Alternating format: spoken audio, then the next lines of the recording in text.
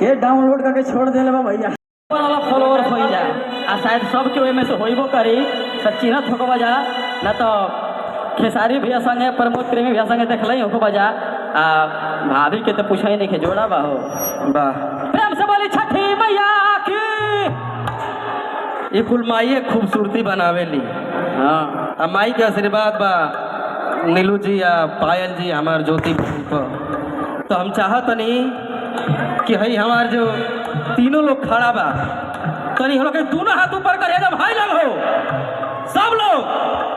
वाह आज देखे के बा कि यूपी बिहार में कितना पावर होला, पावर देखे के बा ना हो तो दोनों हाथ ऊपर करिया जा आ जयकारा लगावे के बा। नीलू जी ध्यान देवे के बा, देखी ये पब्लिक का प्यार हो।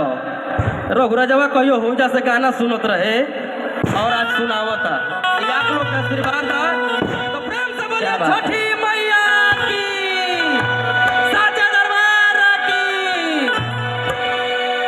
देखिए नीलू जी की मम्मी जी भी हैं तो माता जी चाहते हैं आप मंच पे आके बैठे, लेकिन वह भाव बा भाई देखो तो रहो भैया कियर ढारी हो अरे मैया मोरी छोटे मंदिर बाने हो रे गो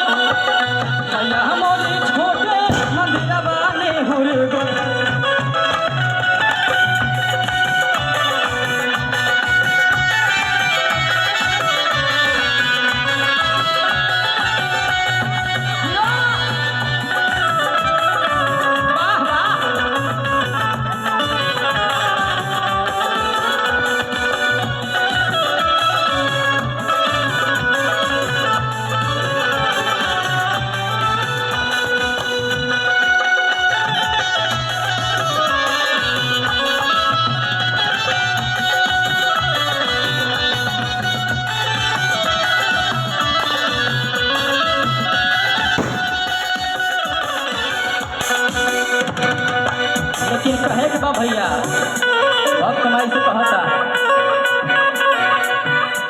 हरे भक्तन के भीड़ मैया भइल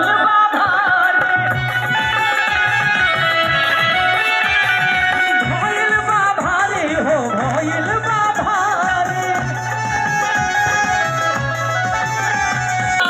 हो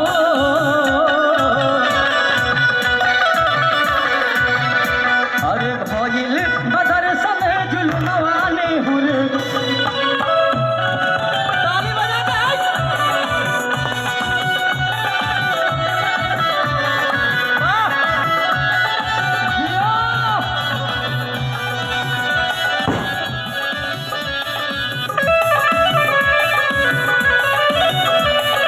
हेलो में आके हम इतने आदर्श भाव से छठी माँ का व्रत करते हैं तो ये श्रेय केवल एक ही इंसान को जाता है हमारे परम आदरणीय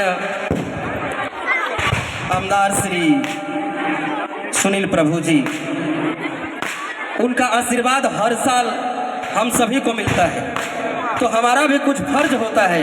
हम तो यूपी बिहार के लोग हैं यार, जो हमारे लिए पानी बहाता है हम उसके लिए खून बहा देते हैं। अरे जियो, तो प्रभु जी ने तो हम लोग के लिए क्या क्या नहीं व्यवस्था किया। तो भाई लोग आप लोग आशीर्वाद देंगे ना।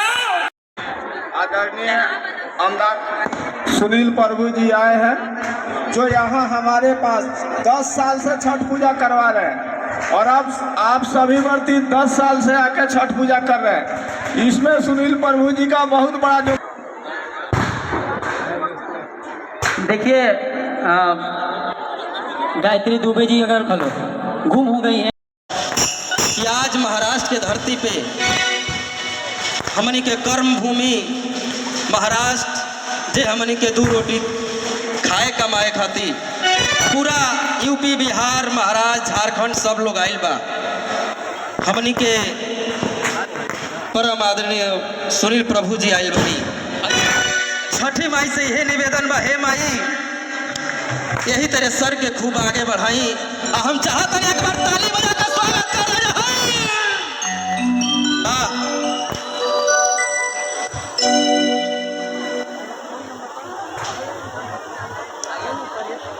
क्या बात है। देखिए साल भर में वाह, मैं चाहता हूं कि सर अपने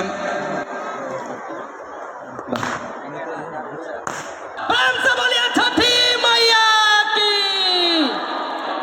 वाह, जय हो।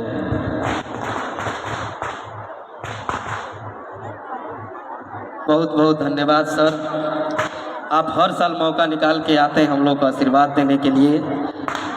माँ छठ से यही प्रार्थना है कि हे माँ ऐसे ही आपको हजारों साल तक ऐसे ही आपका पताका फहराता रहे। मैं चाहता हूँ एक बार जोरदार ताली बजा के जयकारा लगाइए। प्रेम से बोलिए साचा दरबार की, छठी मैया की। वाह, कहते हैं भैया कि जिंदगी में कभी खुशी तो कभी कम होता है, और आज प्रभु जी आए हैं तो जिंदगी में कभी खुशी तो कभी कम होता है, और माँ के दरबार में ताली वही बजाते हैं जिनके बाजुओं में दम होता है।